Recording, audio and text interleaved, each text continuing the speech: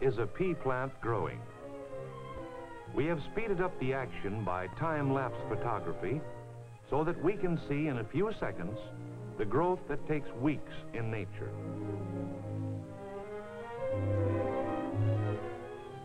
In this film, we shall study the life cycle of the pea plant. The main root begins growing downward into the soil, and the stem grows upward.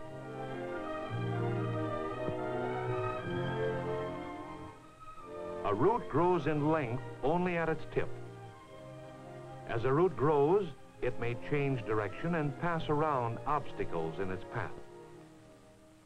Soon, branch roots begin developing. Water and minerals are moving from the soil through the roots into the stem. Besides connecting the plant with this source of raw materials, roots anchor the plant in the soil. While the roots are developing, the stem is also growing.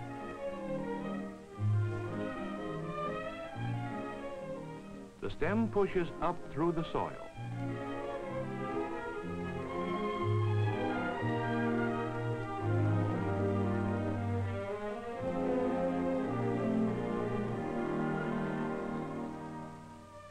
Soon the leaves begin unfolding. Once it is above the soil, the top of the plant is exposed to light. In the presence of light, green pigments develop in the stem and leaves. These pigments are called chlorophyll.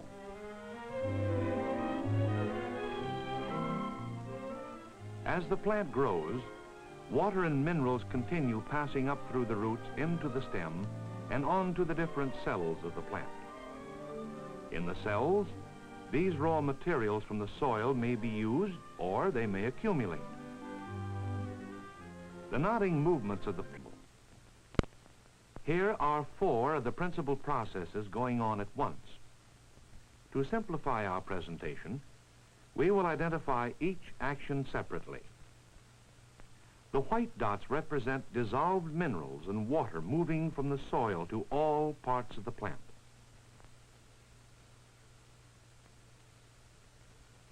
The white ovals represent carbon dioxide gas from the air. Carbon dioxide is used by green parts of the plant in making sugar. In this process, oxygen is liberated. The black ovals represent substances, mostly water, escaping from the leaves.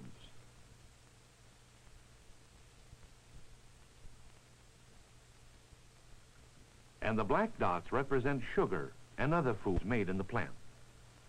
The movement of raw materials is mostly in an upward direction from the soil, while the movement of the manufactured foods is mainly downward through the plant.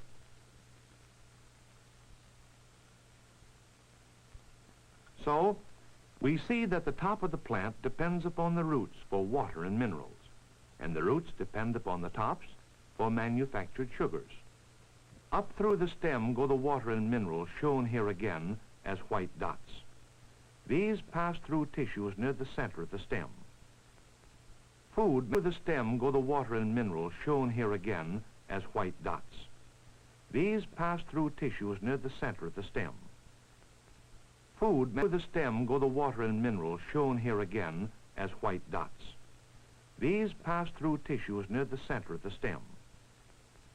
Food manufactured by the plant, the black dots, passes through tissues near the outside of the stem. In this cross-section of a stem, we see again the tissue shown in white that conduct water and minerals from the roots, and those shown in black that conduct manufactured foods to all parts of the plant. As cells between these two tissues multiply, these tissues increase in size. This causes growth in the diameter of the stem. Any green part of the plant can manufacture sugar.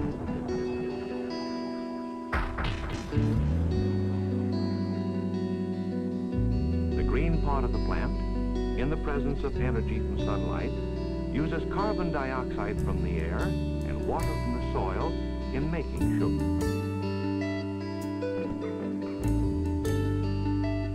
Inside are a female part and several male parts. The large vertical part shown is the tip of the female organ called the pistil. Around this tip are the smaller male parts called stamens. At the end of each stamen is a pollen sac called the anther. Inside are pollen grains. Grasping at the light, tracing arcs across the sky, mirroring its course, moving as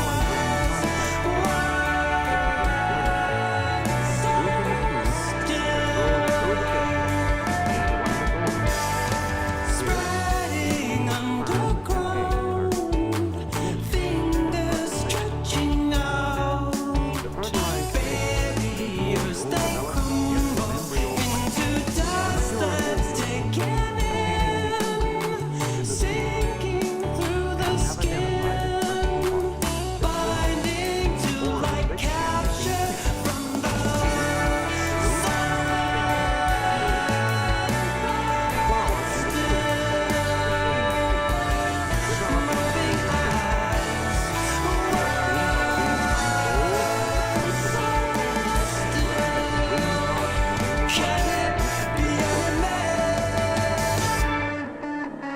We have learned that by using these sugars, all living cells of the plant can make ferrocarbon dioxide.